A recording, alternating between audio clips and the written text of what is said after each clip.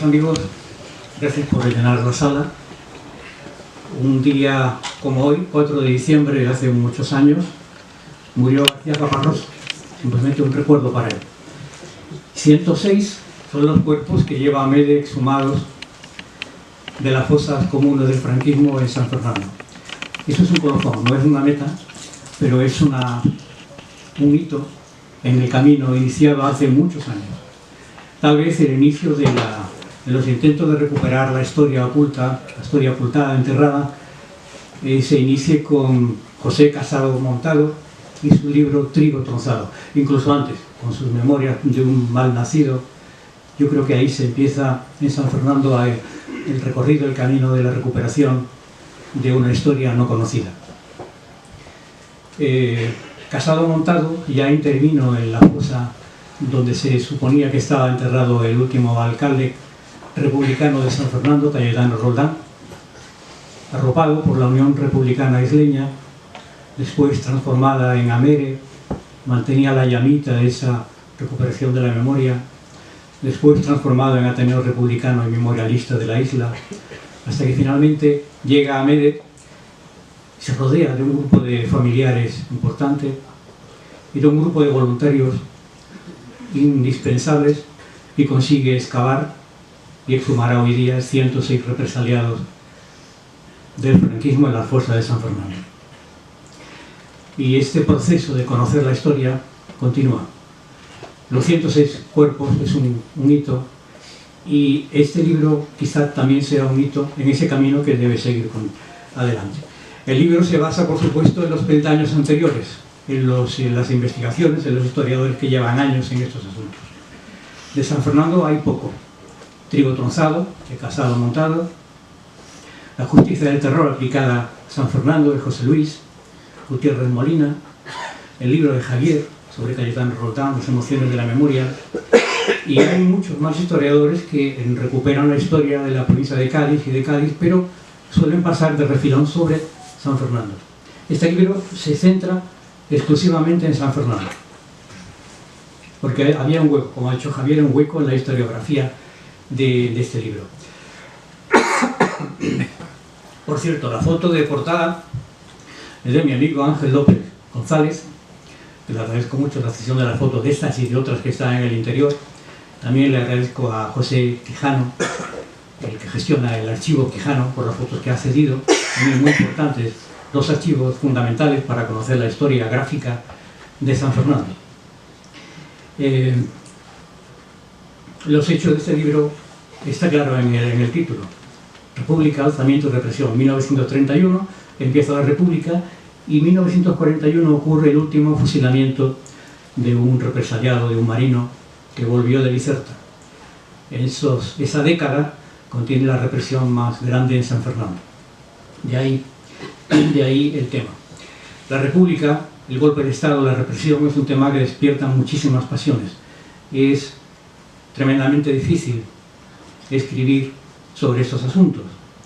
Inevitablemente los historiadores que escriben con la intención de ser fundamentalmente objetivos, después viene el lector y lo leemos de una forma subjetiva. Es muy difícil evitar que uno se sorprenda por unas cosas y por otras no. Seamos más incisivos en unos aspectos o en otros. También hay discursos y libros y investigaciones equidistantes. La equidistancia equivale a tratar por igual a todos, y hay que matizar en esos asuntos, porque en San Fernando no hubo dos bandos, no se pueden tratar igual a la víctima y al verdugo. Ponerse en mitad y ser equidistante entre el verdugo y la víctima me parece inmoral. Este libro está con las víctimas, definitivamente con las víctimas, pero la objetividad del libro no habría que buscarla en las palabras que el autor pueda utilizar. A veces uno es más afortunado y otras no. La objetividad del libro está en los documentos que vuelca, en los documentos que se transcriben literalmente y en los documentos que se cuentan. Ahí está la objetividad de este libro, en los documentos. Un inciso: están fundamentalmente basados en el Archivo Municipal de San Fernando, de investigación, y en la hemeroteca del Museo Histórico Municipal. hay que atender a estos dos espacios con más intensidad, porque son importantísimos tener una ciudad la fuente de su propia historia, y están hoy muy desatendidos. Hecha esta salvedad, y hablando de la objetividad de los documentos, si un documento dice textualmente, escrito con máquina de escribir o a mano, que don Ricardo Olivera Manzorro, comandante militar de la plaza de San Fernando, ordena que sea trasladado un preso desde la cárcel municipal hasta la casería de Osio, eso es objetivo. Y si otro documento te dice que ese preso es sacado de la casería de Osio y fusilado, es objetivo. Y casar ambas informaciones es evidente. Si un documento te dice que el concejal Eladio Barbacil Romarín es detenido por orden del comandante de la zona marítima del departamento naval, es objetivo. Y el comandante de la base naval en ese momento era José María Gámez Fossi, y eso es objetivo. Pero quizás lo que es contundente son los 106 cuerpos extraídos. Un hueso pesa, tiene rugosidad, se palpa, se huele. Eso es objetivo. Cada cuerpo exhumado es una víctima, es una acusación. Significa que existe alguien que se ha confabulado para matarlo. ¿Quién ordena la muerte de este hombre? ¿Quién ejecuta la orden? ¿Quién dispara el tiro de gracia? ¿Quién ata una soga a los pies y arrastra el cuerpo hasta el borde de la fosa? ¿Quién le da la última patada para que caiga de cualquier forma? Que es como se encuentran. ¿Cómo se llamaba ese hombre? ¿Tenía viuda? ¿Tenía hijos? Sobre todo, ¿qué crimen cometió para merecer esa muerte, ese olvido, esa indignidad? Ese es el origen de este libro: conocer, investigar para conocer, responder a estas preguntas, o intentarlo, ¿no? Y en el proceso de investigación se encuentra uno con una ciudad en una república, cómo llega la República de San Fernando, qué ocurre el 18 de julio y días posteriores, y qué ocurre sobre todo con la represión. Encontramos a partir de 1931 los rastros de las personas que después están en la fosa. ¿Y quiénes son estas personas? Son los políticos de izquierda, son los concejales que estaban en el ayuntamiento, son los masones, son los sindicalistas que intentaban empoderar a la clase trabajadora, amparándolas de la libertad que ofrecía la República. Los políticos del municipio intentaban cristalizar en la ciudad las políticas que emanaban de una constitución popular. Y todos estos actores, cuando llega el golpe de Estado en julio del 36, van a ir siendo detenidos, y la inmensa mayoría asesinados con la estética de un fusilamiento sin juicio. Estas políticas republicanas que se van cristalizando, haciendo efectiva en la ciudad, provocó una auténtica revolución. Sobre todo las políticas de laicidad y educación. Eso supuso una auténtica revolución. Las cosas se estaban haciendo no como se habían hecho toda la vida, sino distintas. Don Salvador Guillén era un maestro con un largo recorrido durante el periodo de la dictadura de Miguel Primo de Rivera, muy activo en cuestiones de educación en la ciudad, y el 36 de julio en julio del 36 era el presidente de la Comisión Municipal de Primera Enseñanza. Recibió la orden desde Madrid, se fue transmitiendo hasta llegar a los maestros de San Fernando. Salvador Guillén emitió una circular a todos los maestros, por ejemplo, que decía: en armonía con la vigente Constitución, queda prohibida la entrada en las escuelas del Estado a los representantes de las iglesias. Esto es una revolución. Y no le perdonaron esto. Pero eso que decía Salvador Guillén, esta frase, esta orden, no es un capricho. Esta es algo que emanaba de la Constitución, y era una Constitución que emanaba de la voluntad popular, ¿no? Les voy a leer una de las sentencias de muerte de don Cayetano Roldán, otro de los actores que aplicaron las políticas republicanas en San Fernando. Es una frase, un párrafo textual del libro. Dice, el 2 de abril de 1936, el señor párroco y capellán mayor de la Iglesia Vaticana y Castrense de San Francisco, don Recaredo García Sabater, recibió una nota de don Cayetano Roldán Moreno, alcalde de la ciudad, en la que le ordenaba, usando las facultades que le otorgaban las disposiciones en vigor, la Constitución, la Ley de Congregaciones Religiosas y sobre todo la declaración del estado de alarma en ese momento, le ordenaba que a partir de ese mismo momento debería poner en su conocimiento del alcalde, con 24 horas de antelación, los actos religiosos que se celebraran en su iglesia, en los que se dirigiera la palabra a los fieles desde el púlpito. Don Recaredo firmó la orden y lo cumplió.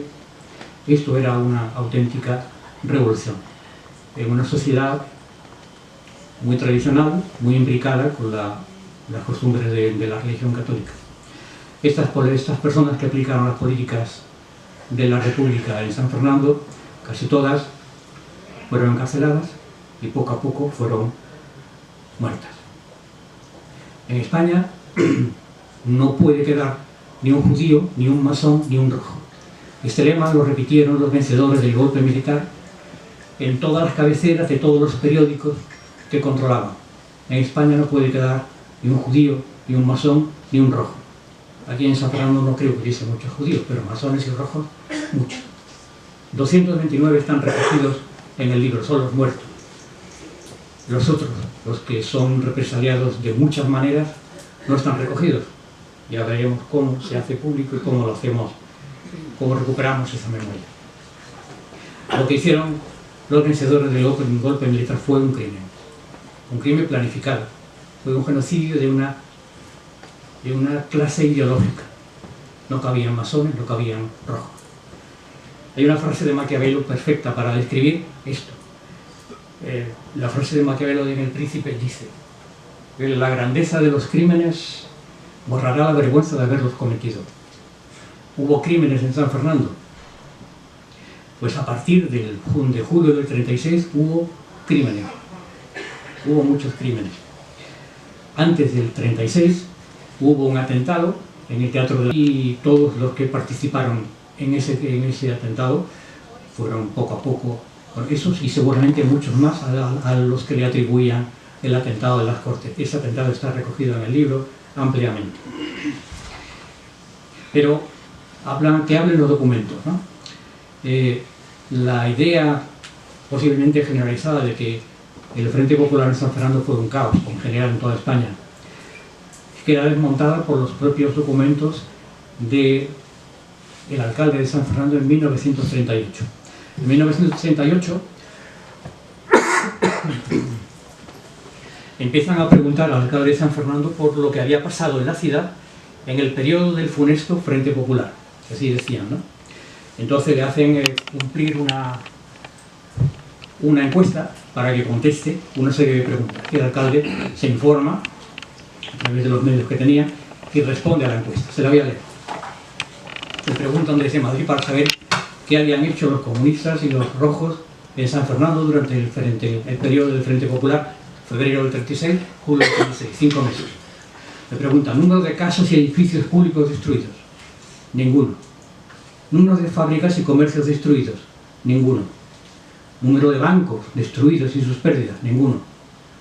Número y valor de museos y obras de arte destruidas. Ninguno. Iglesias, conventos, capillas destruidos, calles, puentes, ferrocarriles, puertos, estaciones destruidas. Número y daños materiales. Ninguno. Número de asesinatos cometidos en esta localidad. Ninguno. Entonces, ¿por qué hay 229 muertos que sepamos? La represión no es consecuencia de un comportamiento de eso. Estaba en una lista, eran personas que molestaban, no cabían ni rojos, ni judíos, ni masones. Simplemente eso. Lo que no existe en este libro es tibieza a la hora de condenar el fascismo que afloró en España en la década de los 30 y explotó en julio del 36. Es abiertamente crítico con eso, ¿no? Con eso y con la represión que hubo en esta ciudad y que llevaron a cabo militares sin honor y fascistas sin misericordia. Y déjenme explicar.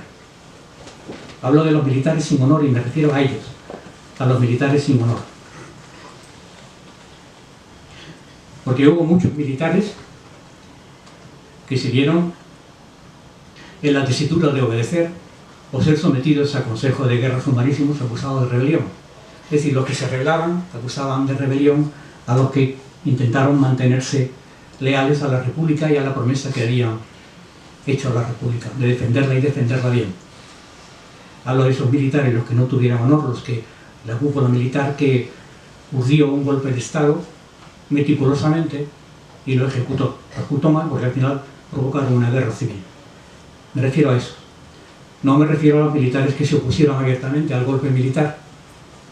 A esos que se opusieron abiertamente los fusilaron también. Incluso los militares que tuvieron el honor y la valentía de decir a su comandante que no se sumaban al alzamiento, esos fueron detenidos, encarcelados y fusilados, la mayor parte sin juicio. Me refiero a los militares sin honor que cumplieron, porque todos los militares que estaban en activo el 18 de julio de 36 habían hecho una promesa a la República de defenderla y defenderla bien.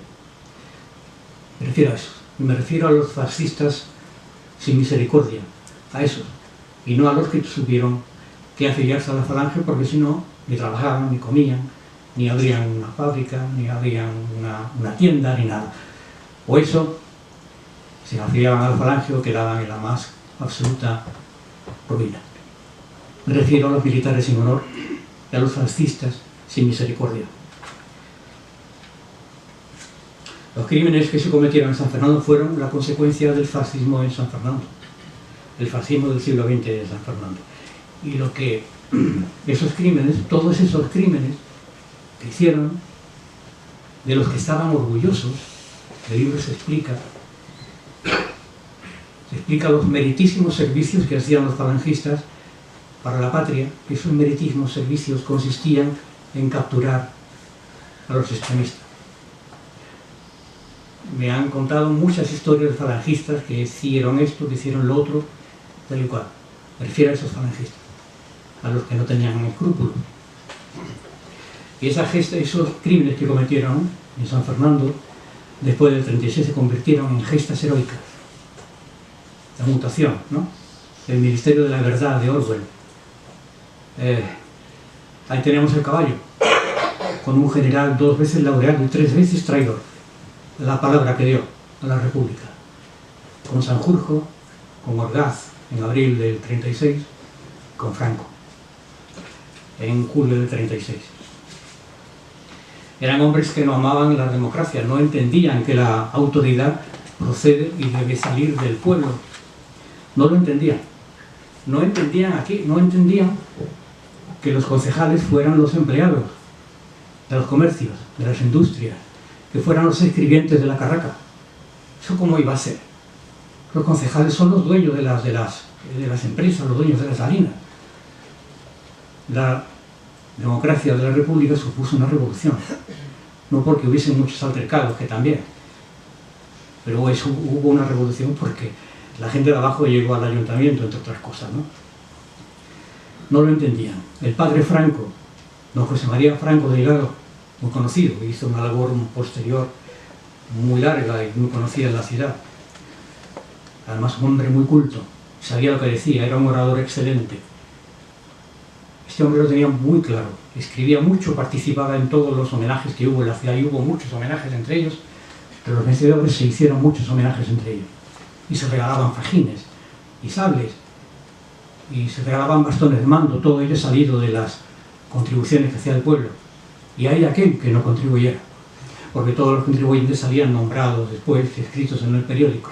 Fulanito 3 pesetas, menganito tantas pesetas para tal cuestión. Bueno, este hombre, el padre Franco, no entendía a su manera cómo debía ser ocupada una alcaldía y con qué derecho. Dejó escrito en uno de los artículos que escribía con cierta frecuencia artículos explicando, propagando y justificando lo que pasaba. dejó escrito que don Ricardo Isasi Ibison, el militar que ocupó le dijeron que ocupara la alcaldía, a la magistratura popular llegó a la alcaldía por uno de los títulos que dan derecho de propiedad, dejó escrito. Dijo que el sillón de la alcaldía, sintiéndose vacío, pedía administración recta, espíritu prudente y justicia sincera. Llegó el levantamiento nacional y lo llenó de esas virtudes su poseedor actual, y Ricardo Isasi Ibison, que ostenta sobre él, o el cargo, un título legítimo de propiedad, 2 puntos, el de ocupación. No apreciaba el padre Franco la voluntad popular como lo que da derecho a ocupar un asiento de alcalde. Este hombre, Isasi Ibison, entró en el ayuntamiento junto a 2 más y, pistola en mano, lo ocupó y detuvo a los concejales. Eso estaba bien, es derecho de ocupación para estos hombres que justificaban lo que pasó, el padre Franco, de José María Franco Delgado. La segunda derivada de este libro, que no está escrito con esa intención, pero que el tiempo que nos toca vivir hace que aflore esa segunda derivada, es que no deberíamos ser transigentes, tolerantes con todos los comportamientos fascistas del siglo XX, del siglo XXI y del siglo XXII, que es algo que aflora intermitentemente en la historia. El fascismo es una vuelta atrás, es volver al pasado, es apelar a lo más primitivo que tiene el ser humano, al cerebro de reptil que aún tenemos en el centro del cerebro. Mi patria, mi tribu, mi hembra, mi lengua, mi tradición, esto es lo que hay. Si no te gusta, puerta. Muchas veces hemos oído o escuchado o leído esas cosas en las redes sociales, ¿no? Entonces no había puerta, había la puerta del cementerio. En España no pueden quedar ni un judío, ni un masón, ni un rojo. Y lo hicieron. Bueno, la mujer salió muy mal parada de todo esto. La República la reivindicó desde el primer momento. El día 1 de mayo de 1931 ya hubo en la Plaza del Toro de San Fernando reivindicaciones a favor de la mujer. Y se explican algunas de ellas. Pero cuando llega la Falange es terrorífico lo que ocurre. Y no hace falta irnos a Pilar Primo de Rivera. En San Fernando tenemos una señora, una escritora brillante, que se llama doña Concepción Pérez Baturone. Escribió artículos frecuentemente durante toda la República. Cuando llegó el golpe de Estado del 36, llegó a ser la jefe de prensa y propaganda de Falange femenina local de San Fernando. La mujer falangista tenía 18 puntos que cumplir. La mujer falangista y, por extensión, la mujer española. Y esta mujer, doña Concepción Pérez Baturone, explicaba punto por punto, explicaba, masticaba, desmenuzaba qué era lo que tenía que hacer la mujer falangista. El tercer punto les voy a leer porque es importante. El tercer punto de la mujer falangista era: no comentes ninguna orden, cúmplela sin vacilar. Y lo explicaba después en el artículo correspondiente. La Iglesia Católica, mujer falangista, siempre providente y previsora, nos da la norma en este punto capital de la vida, haciéndonos acatar de manera indefectible todo aquello que signifique mando y autoridad, y en consecuencia señala a nuestros padres, a nuestros superiores como representantes de Dios sobre la tierra, ya que de él emana la suprema autoridad. Calladitas, en silencio, sumisas a la orden del padre, del marido y del cura. Punto y seguido. Uno se pregunta muchas veces qué habría sido de España si no hubiésemos tenido ese interregno de oscuridad, de falta de libertad, de no votar. ¿Qué habría sido de nosotros? Hay también otro aspecto del libro, y es una pregunta que uno se hace y seguramente nos hacemos todos, ¿no? ¿Cómo es posible, cómo se puede matar a tanta gente sin pestañear y sin remordimiento? Pues seguramente eso lo tienen estudiado esta gente, los antropólogos y los sociólogos, estupendamente. Eso se hace, y además se ha repetido innumerablemente en la historia y en todos los países, en todos los momentos, deshumanizando a la víctima. A una cucaracha es fácil darle un pisotón, un mosquito también. Si se despliega un discurso de odio que deshumanice a judíos, a masones, a rojos, si lo conviertes en cosa, y además dices que es una cosa peligrosa, tienes ya abierto el camino para la defensa propia. Tienes que defender de la cosa peligrosa, que ya no es un humano. Y si después hay un discurso moral que justifica esas acciones, el perdón de los pecados, tenemos diseñado el escenario perfecto para el genocidio de una clase ideológica. En San Fernando, en Chiclana, en Cádiz y en Don Recaredo García Sabater, que ya hemos nombrado, párroco de la iglesia de San Francisco, comandante, capellán de la Marina, tiene pocos discursos publicados que yo conozca, pero lo poco es suficiente. Se declara un admirador de Mussolini. Dice don Recaredo: el cerebro esclarecido de Mussolini no ha hecho otra cosa que crear el fascismo. Al crear el fascismo, que poner en práctica con leyes y de una manera ineludible la divina doctrina de Jesús. En España eso tiene que tener total desenvolvimiento, ya que España es, antes que nada, católica. Como España era católica y el fascismo era aplicar la doctrina católica, en España había que aplicarse el fascismo. Hay muchos discursos, muchos ejemplos de discurso de odio. Hay un señor que firma como JD en la prensa local, que en un artículo dice: con las banderas victoriosas muy en alto, habrá que pasar sobre los cadáveres de los culpables. ¿Quiénes eran los culpables? Que son los masones, marxistas y cuantos enemigos de España deban caer, cuyas cabezas serán pisadas por las plantas de todas las legiones patrióticas. Hay más ejemplos. José María Pemán y Martín, un brillante orador, dramaturgo posterior, ¿no?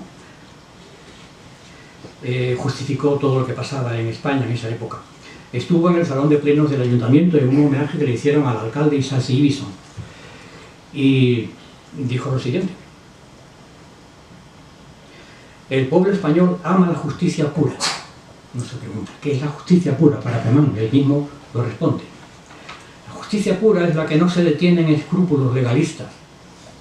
Y añadía, para justificar la cosa, añadía: es popular todo régimen, todo caudillo, todo hombre que administra paternal e inflexiblemente una amplia justicia extralegal.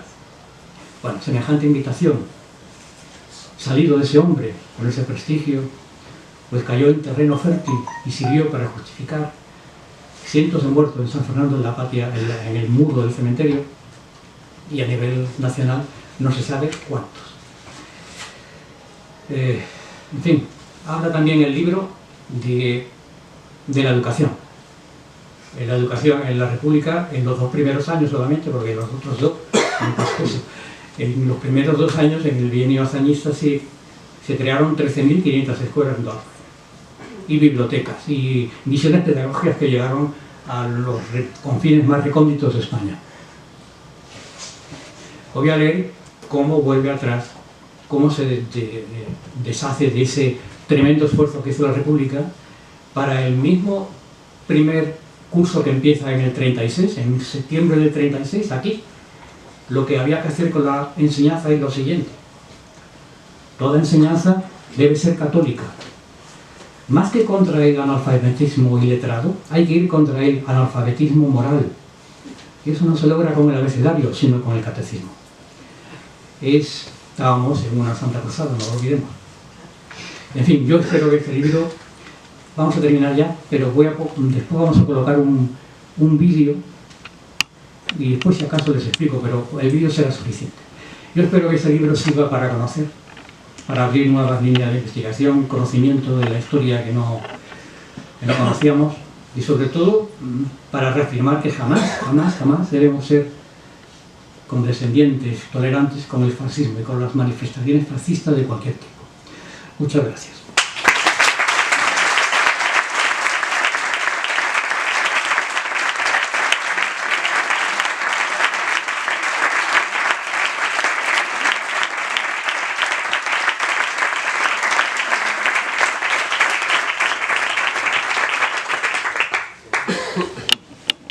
Uno de los fusilados, asesinados, tocaba el violín y murió en septiembre del año 36. Pero es un violín que quedó por ahí.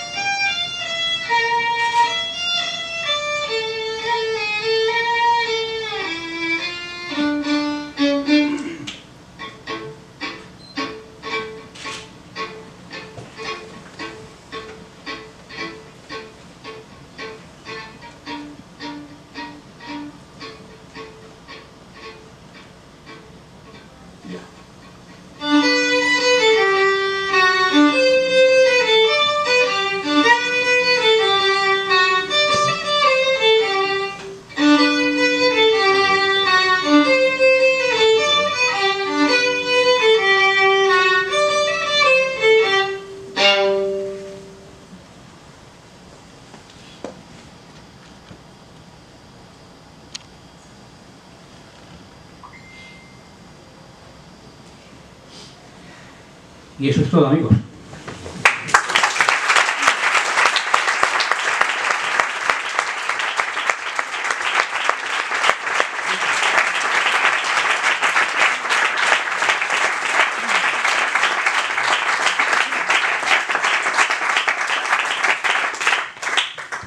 Bueno, pues ahora si quieren, los que no hayan todavía adquirido un ejemplar, lo pueden hacer fuera y Miguel Ángel pues estará encantado de firmar y firmar y firmar y firmar. Muchas gracias a todos.